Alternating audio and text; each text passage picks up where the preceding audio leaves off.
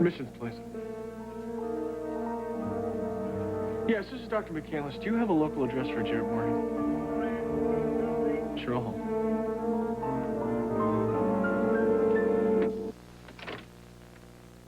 Good morning.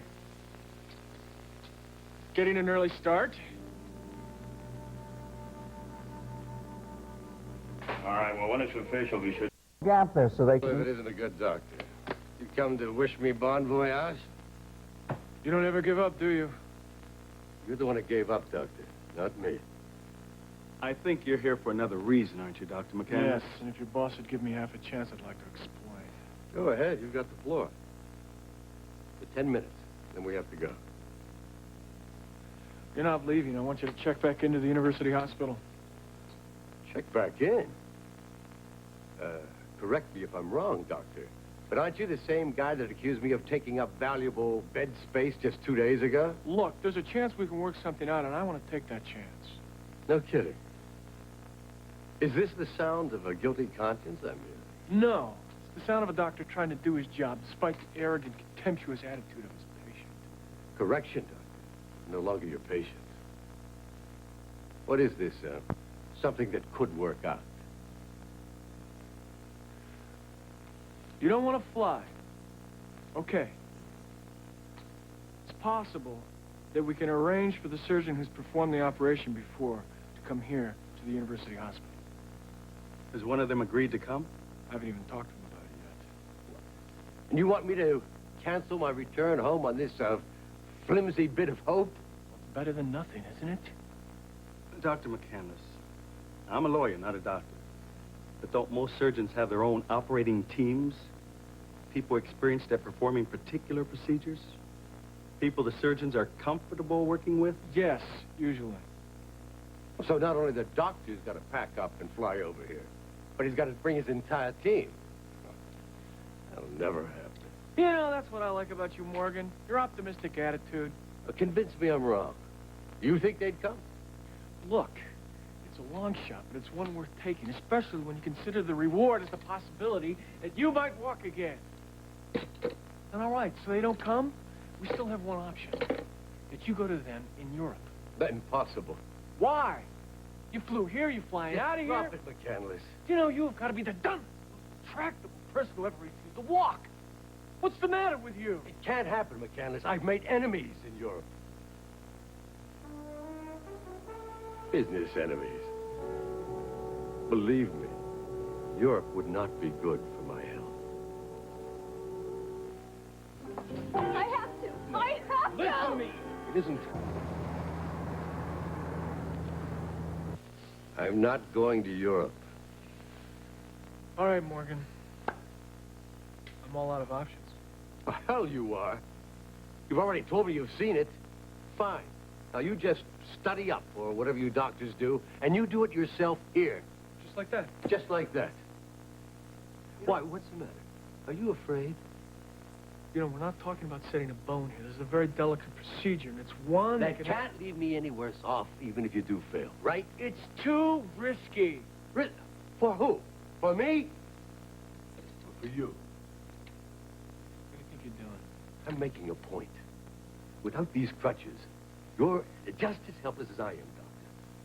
Without them, you'd be trapped in a wheelchair for the rest of your life, the same as me. Now, that's not a pleasant thought, is it? So you see, concerning our options, you're my court of last resort. Now, are you going to give up on me? We're not talking about giving up here. I've never done the procedure. But you'll never know whether you can unless you try. Or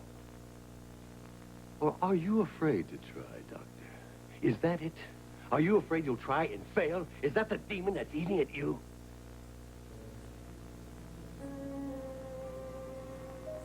Give me the crutches. Why? You need them for something? I want to do this operation. I need to make some arrangements.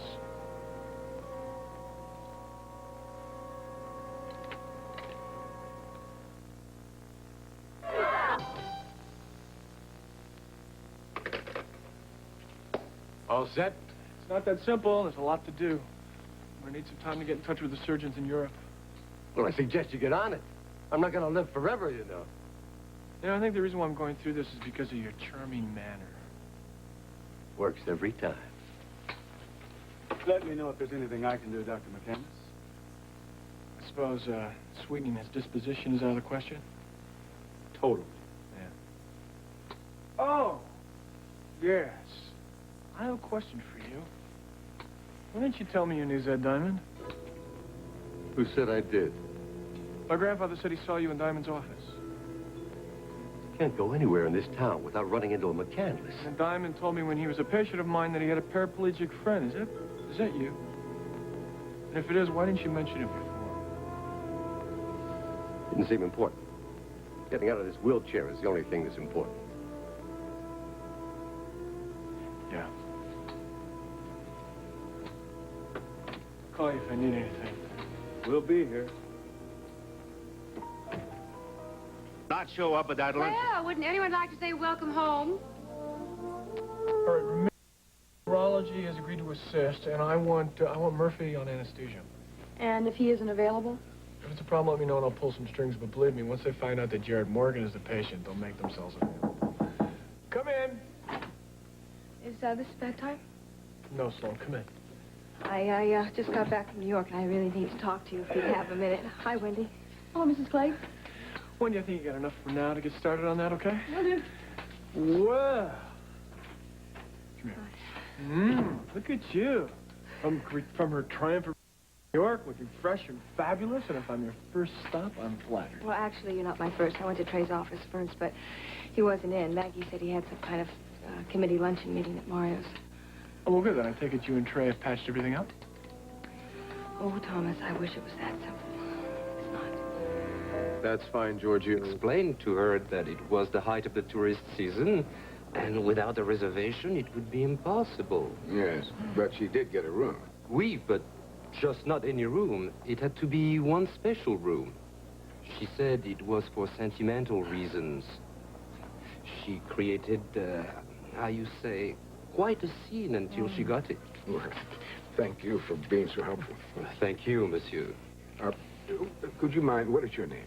André Montant, monsieur, and if I can be of help with anything else... Well, no, you've helped me quite enough with everything I wanted answered. Thank you again. Then may I wish you and your wife a bon voyage? Thank you. Thank you. André Montan. Remember that name. And then after Trey read that insane item in the gossip column about Zed and me, he stormed into my hotel room in New York. And, Thomas, believe me, there's absolutely nothing going on between Zed and me. I believe you, Sloane. So then, anyway, we had a knockdown drag-out, and we made up, sort of. And I agreed to go back to the townhouse with him. Well, sometimes having a good fight is good for clearing the air. Yes, except I'm not sure how clear the air really is. Why? Trey swears that he and Kelly were not having an affair. Do you believe him? God, I want to believe him. I really want to believe him. Well, then why don't you? Thomas, I wish there was some kind of amnesia pill I could take that would make me forget everything that's happened in the past few months, but I can't. You know, all those nights that he was, quote, working late, he's admitted to me that he's seen Kelly, and how do I know how often? And then that damn painting that he was so anxious to get out of the bedroom. Every time I look at that wall over the fireplace, I'm going to be imagining the two of them together, Kelly and... Sloane, stop. Look, you're projecting. You're just feeding your doubts. That's right. And I'm afraid that I'm going to doubt everything he does from now on.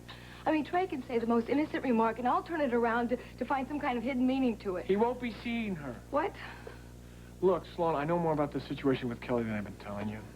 How do you know? It doesn't matter. Just accept that I know for a fact that Kelly and Trey have not been having an affair. How can you be sure about that? Can't you just take my word for it? No, I can't. All right.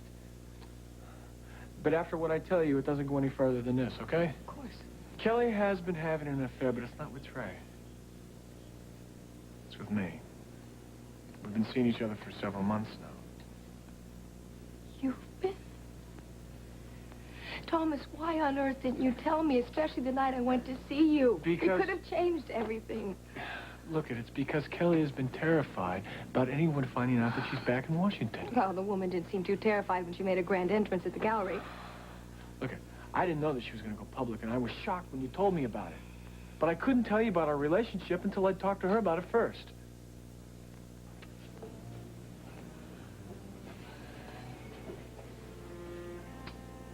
You know, Thomas, it's a little hard to take all this in. I'm sure it is. You know, I hate to ask you this, but, obviously you couldn't have been with Kelly every minute of the day. Are you sure that she and Trey... Sloane, I can assure you, Trey and Kelly have not been having an affair. I would have known about it. Boy, I am so glad that I came over to see you today. You don't know how relieved I am, Thomas. You know, all this time, I've been worried about you not having a lady in your life, and you've been seeing Kelly all along, haven't you? Yeah. I guess I should be happy for you if you're happy. Miss, what is it? Is something wrong between you and Kelly? Oh, I'm not sure. Ever since the opening, Kelly's changed. She's, you know, she wants her freedom. She wants me to give her space, and I'm trying to do that. Well, I hope everything works out for you. Thank you. You know, that woman must really have something special going for her to make the two men that I care about most in my life fall in love with her. Thomas, if there's anything Look, Sloane, could you do me a favor? Yes. I just told you about this so that you wouldn't be worried about something that never happened. I am so grateful you told me. You know, I kind of feel like I have had a 100-pound weight lifted off my shoulders. I think that you're the only person in the world that could have convinced me that there's absolutely nothing to worry about. As you know, I've been paying... Drive laughter to the limit in Sunset Limousine tonight.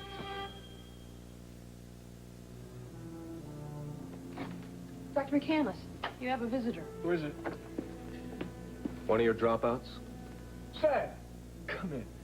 Wendy, hold my calls, okay? How are you feeling? Never better. Good, then I can assume that this is not a visit for a checkup. That's right. But you have come to see me about Jared Morgan? Right again? Zed, why didn't you tell me about your relationship with Jared? I mean, he is the friend that you were talking about in the hospital, isn't he? He was, and I had my reasons. But now that you know about the connection, I was going to ask you if you'd not let it go any further. Well, I'll be glad to if you tell me why. And let's just say it's a personal favor. All right, you have my word. Thank you. I was surprised to hear that you decided to go through with the operation. I surprised myself. And what made you change your mind? Well, let's just say that in a moment of clarity, I remembered what the hope of the idea of being able to walk means to a man. I think you can appreciate that. So I thought I'd give it a good shot. Glad you did. I understand this operation's never been performed in this country. Yeah, you don't need to remind me.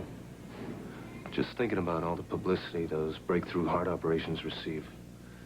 I suppose this could be the same kind of event. Media people all over the place. Coverage on evening news. Could make your reputation. Or break it. Frankly, the odds on success aren't that encouraging. Then this means you'll try to keep it out of the media?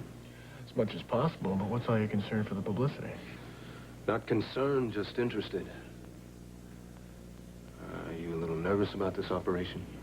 Well, the surgery is without a doubt the most difficult thing I've ever tackled in my career. Anything I can do to help? Sure. You can get Philippe and Strauss to come here and be in the operating room and coach me through it. All right. It's not possible. I've already contacted them, and neither one is available to come to Washington. Well, I wasn't thinking of flying them in. Then what? Sweetheart, you look great. How you doing? I'm fine. I'm just fine. Great. Any word from Tyler? Not since last night. He's doing okay. Working. Yeah. Mr. Diamond, I called earlier for my reservation, and Giorgio said he would give me my favorite table. But, hey, you don't have to show me the way. I'm sure he hasn't moved it yet. Excuse us. Ed, don't. I want to make sure that there's backup for every member of the team. That includes surgical, assist, and scrub. Yep, everyone but you. Got it. But isn't that a little unusual, not to mention expensive? Well, Wendy, I don't think that Mr. Morgan's going to be too concerned with the cost. And as for unusual, well, when you insist on an untried surgeon performing an unorthodox procedure, you get unusual. And you want Anderson for relief anesthesiologist? Yeah, he's the best. So was your first choice. I know. Good luck. Oh, and Wendy, here. This man's going to call about the TV monitors and cameras in OR7. We're going with a satellite hookup to Europe, so I want to make sure that we're okay on this end. A satellite? Yes. Nobody was outside. Can I have a minute? Well, actually, I'm a little busy right now. I'd like to talk to you. It's important.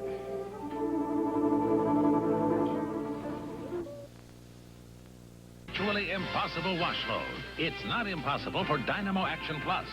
Its extra stain removers clean more kinds of stains better than the leading liquid. Dynamo Action Plus cleans the impossible wash load. I'll get busy on the staffing. Right. I just stopped in to see Hal. How is he? He's happy for me. I told him about my appointment. To paint the mural in the education building, I heard. Congratulations. Thanks. It's a big job. I hope I'm up to it. I was just on my way over there to check out the space. That's not why you came to see me, is it? You said it was important. Yeah, it is. I just had lunch at Mario's. Guess who I ran into? Trey? Sloane, Thomas. And from our little exchange, I had the distinct impression that you told her everything about us. I did, so what? So what? You're the one who came out of hiding. What's the point of keeping it a secret now? I can think of about a dozen reasons. And not one of them worth a damn if telling her would ease her mind about you and Trey. She doesn't have a thing to worry about. Well, she didn't think that way. Look, Kelly, Sloane has been my very dear friend for a very, very long time. And if telling her about our relationship eased her mind a little bit, it was worth it. Selfless, aren't you? And such a good friend. Tell me, Thomas, since you are such a good, close friend, what else did you tell her to ease her mind? What else did I tell her? Oh, well, I told her that Trey fathered your son and he's been out to visit Scotty every week for a month. Do you honestly believe, after all we've been to each other, that I would betray you like that? Kevin.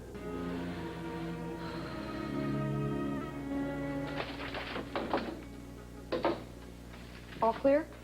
Yeah, come in.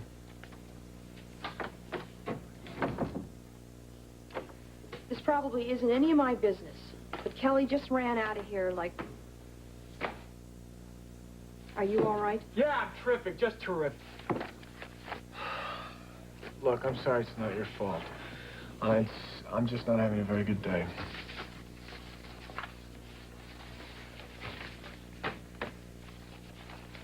You all right? What's wrong? Nothing, I know, it's just not the springtime of my life, you know, and, but I'll survive, I always have. But thank you for asking. That's what friends are for. And listening. I'm good for that, too, if you ever want to talk. Thanks, Wendy. Just better watch out, I might just take you up on that. Is Jared Morgan's file here someplace? I've got to check it before I meet with the guy about the television hookup. It was. I just saw it. Unless you took it. Not me. But it was here not more than 2 hours ago. No, maybe it's in the file. Good guess, but no dice. It's not here either. Well, it's got to be. The file was never supposed to leave my office. I don't want them.